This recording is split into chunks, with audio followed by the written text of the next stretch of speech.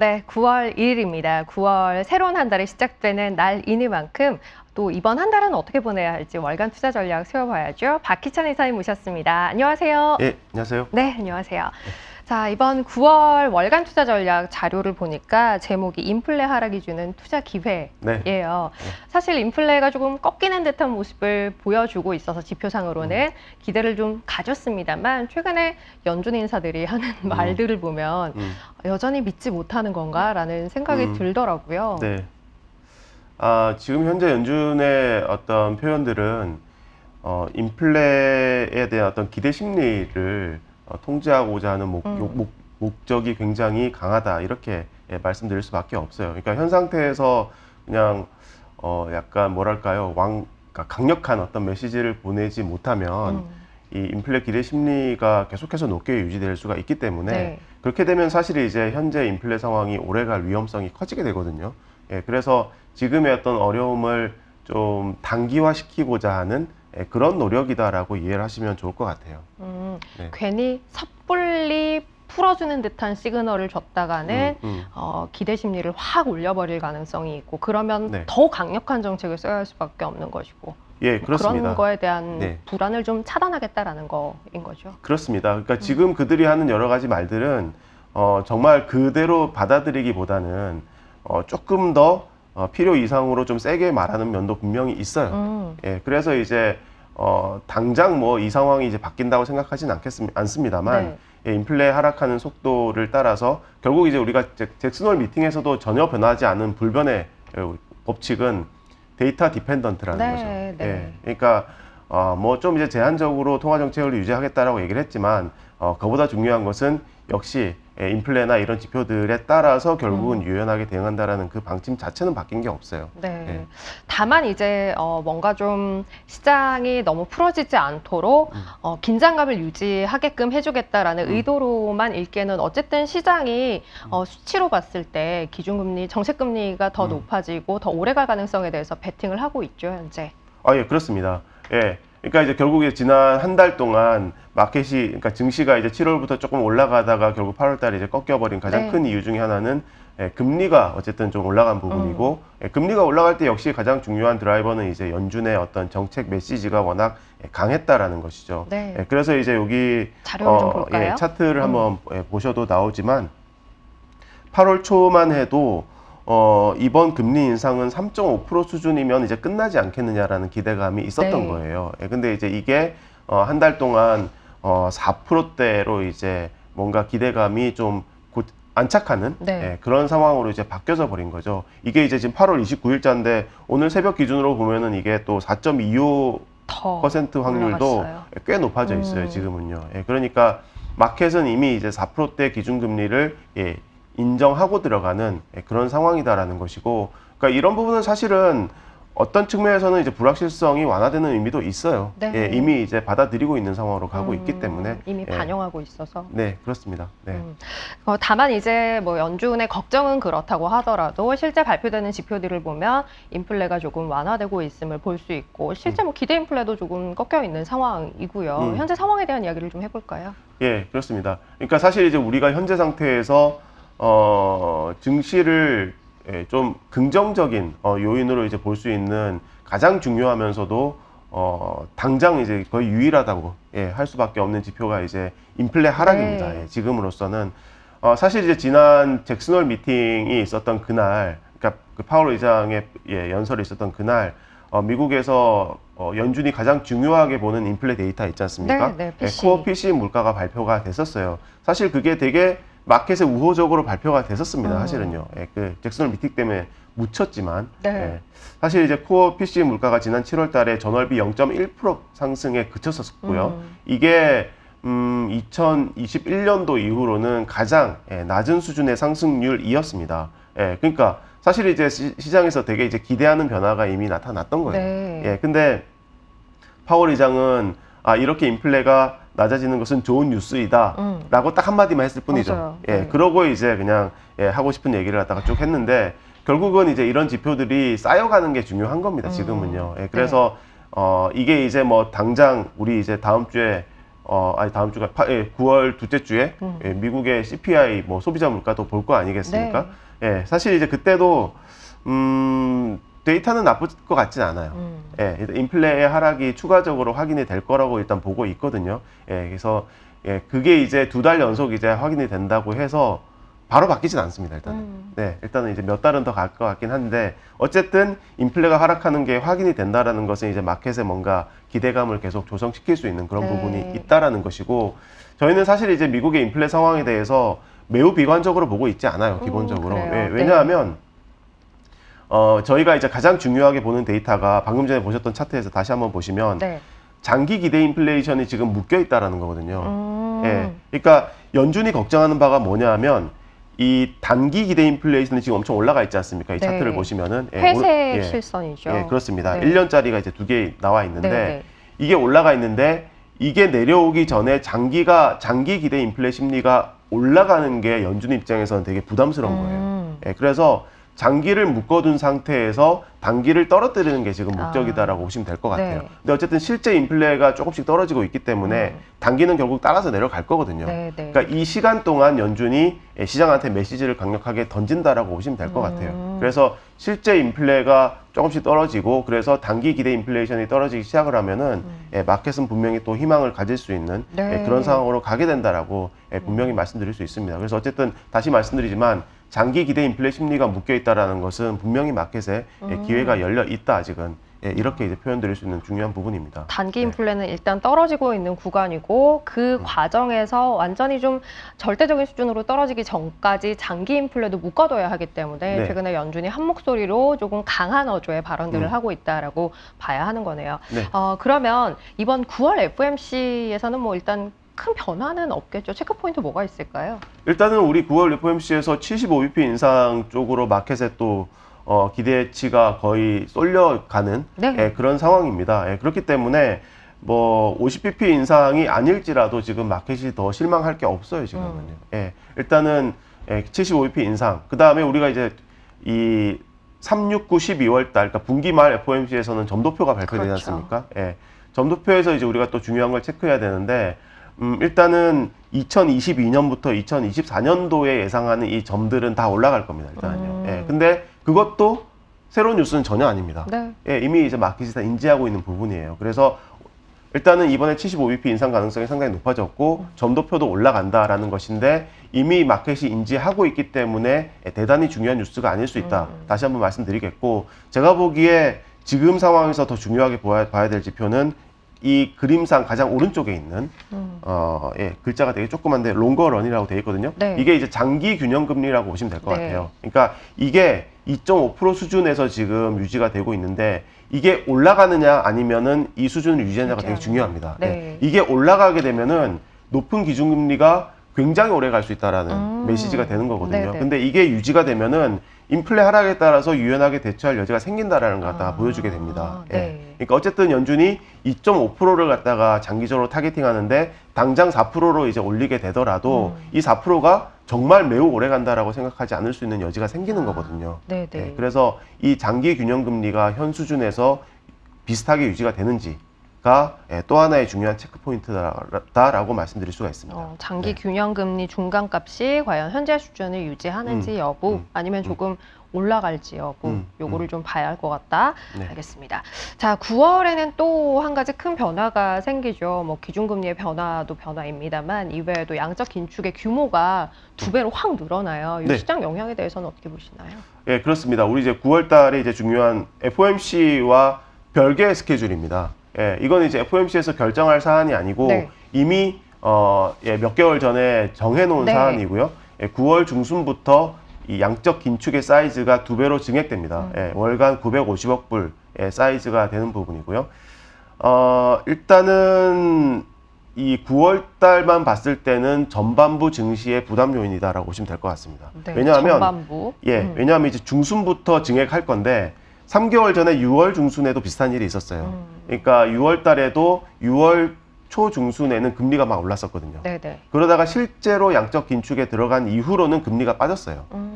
그러니까 이번에도 좀 비슷한 현상이 벌어질 가능성은 분명히 있습니다. 일단은 이제 어떤 일이 벌어질지 모르기 때문에 살짝 좀 조심하는 그러니까 채권 시장에서도 약간 네. 조심하는 플레이가 있을 가능성이 높고요. 실제로 이제 이 증액이 된 이후 상황은 또 이제 뭐 수급 상황에 따라서 또 금리가 떨어질 수 있기 때문에 일단은 마켓은 그런 어떤 이 9월 15일 전후로 금리의 변화를 되게 이제 중요하게 볼 것이다라고 한번 말씀드리겠고요. 네. 저희가 봤을 때 대단히 큰 노이즈가 있을 거라 생각하지는 않습니다, 사실은요. 왜냐하면 일단은 국채 발행량 자체가 많이 줄었어요. 네. 그러니까 국채 공급량이 줄었기 때문에 국채를 조금 덜 사줘도 시장의 노이즈가 당연히 덜 발생할 수 있죠. 그 다음에 또 하나의 중요한 부분은 연준이 덜 사주는 부분을 민간에서 메워줄 수 있어요. 네. 그러니까 연기금이 이제 중요한 부분이 되는데 왜냐하면 지금 주식시장에 대한 전망이 매우 좋지는 않기 때문에 일단 자산 배분의 중심이 채권 쪽으로 가 있거든요. 네.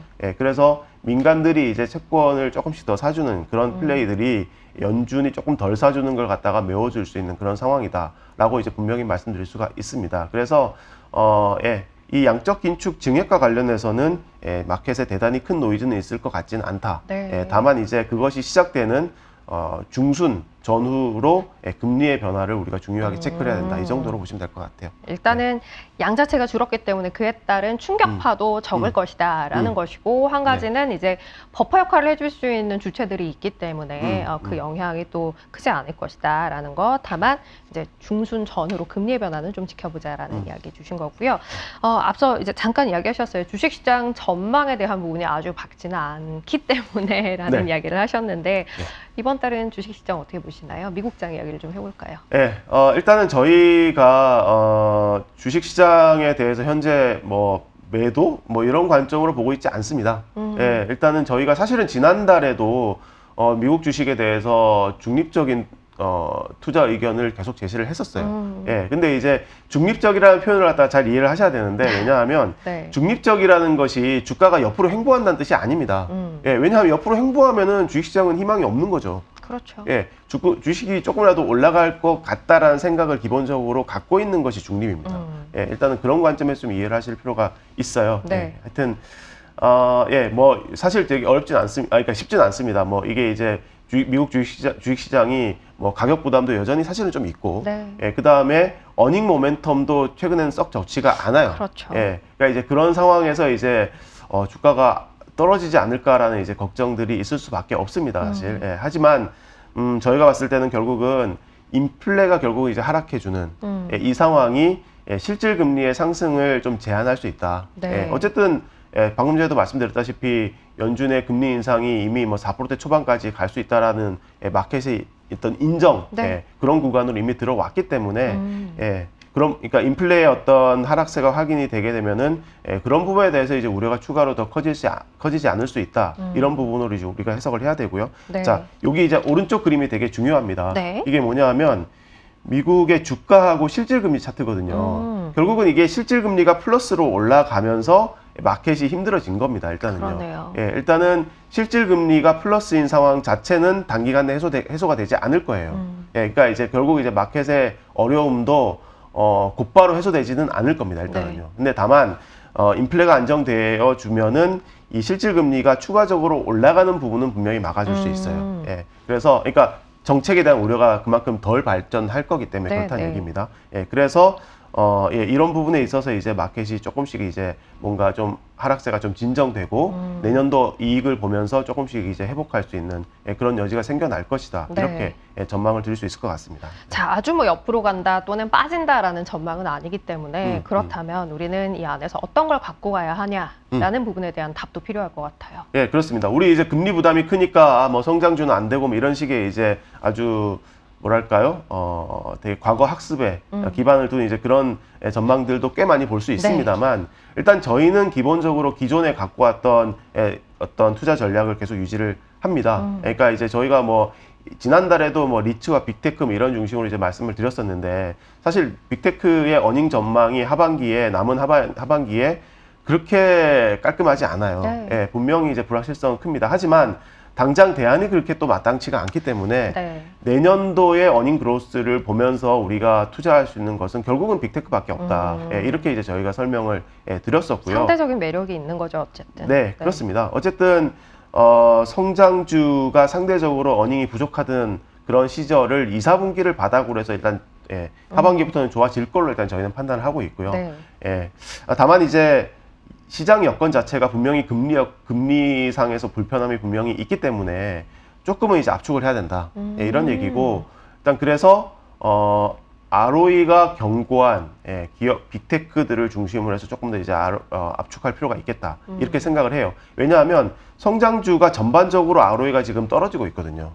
네, 그러니까 그런 와중에서도 이게 이제 안정적으로 유지가 되는 기업들이 뭐가 있는가 봤더니 이제 대표적으로 애플하고 테슬라는 잘 유지가 되고 있습니다. 그러네요. 특히 네. 애플 같은 경우에는 오히려 상승세에 있고요, 계속해서. 예.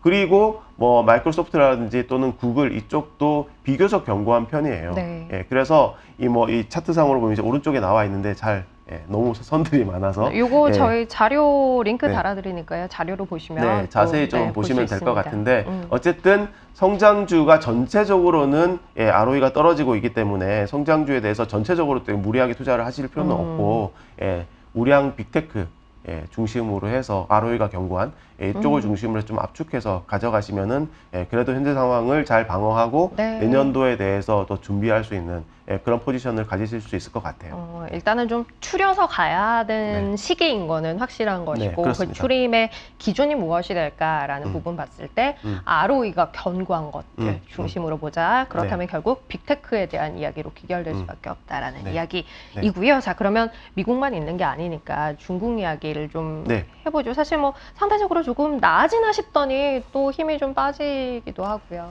예, 그러니까 이제 최근에 이제 뭐 많은 사람들이 하는 얘기가 중국 시장을 정말 신뢰할 만한 그러니까요. 그런 네. 곳인가라는 거에 대한 기본적인 의문들을 갖다가 많이들 제시를 하세요. 그러니까 결국 이제 제로 코로나 정책에 대해서 너무 좀 과하지 않느냐. 그에 따른 이제 도시 봉쇄가 거듭되는데 우리가 중국의 어떤 경기 회복을 어떻게 믿고 어떻게 투자를 하느냐. 이게 이제 지금 뭐 핵심적인 부분이긴 합니다.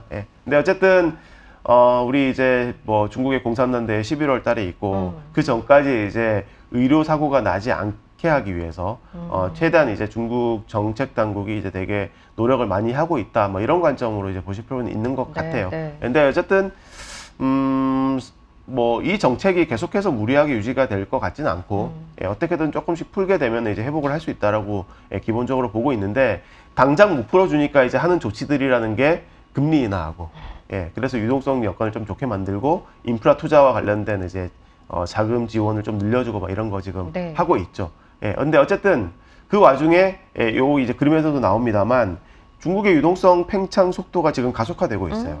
사실 대부분의 국가가 지금 반대 방향이잖아요. 그렇죠. 금리 인상하면서. 줄여가고 있죠. 그러니까 어쨌든 유동성 상황이 좋아지는데 자산 시장이 혜택을 볼 수 있는 여지는 생겨나고 있습니다. 근데 오른쪽 그림을 보시면 중국이 이제 되게 과거에 재밌는 현상을 보여줬는데 그게 뭐냐 하면 주식 시장이 좋으면 부동산 시장이 안 좋고 또 반대 상황이 있고 막 그랬었단 말이에요. 근데 지금은 둘 다 나빠요. 같이 가네요. 근데 결국은 둘 중에 하나는 유동성의 수혜를 보게 될 것이다라고 봅니다. 근데 중국의 정책 기조를 감안했을 때 부동산이 수혜를 볼 가능성이 높다고 생각되지는 않거든요. 결국은 이제 증시가 유동성의 도움을 받을 것이라고 보고 또 하나는 이제 중국이 지금 저성장 저인플레 국면이기 때문에 결국 그 국면 이후에는 주식시장의 화랑기가 따라오는 것이 일반적입니다. 그래서 역시 마찬가지로 당장 뭔가 크게 기대하지는 않습니다만 결국 다음 스테이지가 이제 그렇게 열릴 가능성이 높고 유동성 여건도 괜찮기 때문에 그런 상황을 조금씩 이제 대비해가는 포지셔닝이 중요하다 이렇게 분명히 말씀을 드리겠습니다. 두 가지네요, 그죠? 제로 코로나 정책이 언제까지 계속될 수는 없다라는 거. 여기에 11월이 아마 기점이 될 수도 있을 것 같아요, 그죠? 당대회 끝나고 나면 여기에 또 유동성 환경은 계속 좋아지고 있다라는 거. 이게 어느 쪽으로든 어떤 식으로든 자산 시장에도 결국은 녹아들지 않겠냐라는 기대를 갖고 보자라는 이야기이고요. 마지막으로 우리나라 이야기를 좀 해보죠. 8월 말에 이제 조금 미국보다는 흐름이 좋은 모습이었어요. 환율 수준이 많이 높아져 있기는 한데 또 영향을 크게 안 받는 것 같기도 하고요. 예, 그렇습니다. 사실 이제 제가 지난 몇 달 동안 반복적으로 말씀드렸던 것이 환율에 대한 코스피의 민감도가 너무 심하다. 이제 이런 부분을 말씀드렸고, 사실 뭐 그 부분에 있어서 이제 국내 매수 주체가 너무 약하기 때문에 그렇죠. 해외에서 들어오는 어떤 매도 압력을 견디지 못하니까 주가가 하락하는 걸로 이제 반응을 했다. 이제 이렇게 제가 설명을 드린 바가 있는데 네. 사실 그런 고리 자체가 완전히 끊인 것은 아니에요. 근데 어쨌든 환율은 계속 올라갔죠. 네. 예. 근데 주가는 그래도 전저점보다는 높잖아요. 맞아요. 예. 그러니까 이게 이제 뭔가 그런 어떤 환율에 대한 민감도가 조금 덜해졌다라고 볼 수 있는 구석은 분명히 생긴 겁니다. 이게 약간 좀 확대 해석을 하면 어떤 거냐면 환율이라는 것이 우리한테 갖는 의미가 크게 두 가지로 이제 구별할 수 있거든요. 네. 하나는 유동성 효과와 관련된 부분이고 하나는 기업 이익에 대한 효과가 있는 거예요. 네. 왜냐하면 유동성이라는 것은 환율이 올라가면 외국인이 팔고 나가는 거니까 네거티브한 부분이고요. 나쁜 부분이고 네. 이익과 관련해서는 좋을 가능성이 높죠. 왜냐하면 상장된 수출 대기업들의 어닝에 분명히 이제 긍정적인 영향을 미칠 가능성이 그렇죠. 높기 때문에. 네. 그러니까 제가 이제 환율에 대한 민감도가 조금 떨어졌다는 얘기는 유동성 관점에서의 부정적인 여파가 조금 덜해진다는 걸 의미하는 부분이고요. 반면에 그렇게 따지게 되면은 이익과 관련해서 긍정적인 효과는 오히려 상대적으로 부각될 면이 생겨나고 있다라는 의미가 있는 거예요. 네네. 예, 그래서 한국 주식시장이 상대적으로 좀 선방할 수 있는 그런 여지가 생겨나고 있다라는 얘기고, 내년도 어닝 그로스에 대한 기대감이 조금씩 이제 반영될 수 있는 그런 상황으로 가게 된다라는 표현을 제가 좀 분명히 드리고 싶습니다. 그래서 그러니까 뭐 환율이 계속 올라가게 되면은 당연히 이제 이런 얘기 들기는 어렵고요. 네. 고환율이 유지되는 이런 상황에서 어닝에 대한 어떤 긍정적인 영향이 조금씩 더 부각되는 그런 상황을 좀 기대하는 그런 부분으로 이해해 주시면 좋을 것 같아요. 그래서 코스피에 대해서도 일단은 스탠스 자체는 중립이고요. 네. 어쨌든 조금씩 이제 회복할 수 있는 그런 여지에 대해서 저희는 기대감을 분명히 갖고 있습니다. 네. 환율 효과라는 말이 가지고 있는 네거티브한 부분, 포지티브한 부분 중에 이제 부정적인 효과는 많이 좀 덜 민감해져 있는 것 같다라는 것이고, 이제 긍정적인 부분을 보기 시작한 것 같다라는 관점에서 관련 있는 업종들, 뭐 또 그를 크게 반영하고 있는 코스피에 대해서는 뭐 조금은 기대를 해도 괜찮지 네, 않을까. 그렇습니다. 네. 라는 이야기를 주신 거네요. 알겠습니다. 이번 한 달은 우리나라 시장도 조금 끝에 가서 저희가 굉장히 좋았습니다. 라는 이야기를 할 수 있었으면 좋겠습니다. 네. 오늘 9월 투자 전략 박희천 이사님 함께 했습니다. 고맙습니다. 네, 고맙습니다.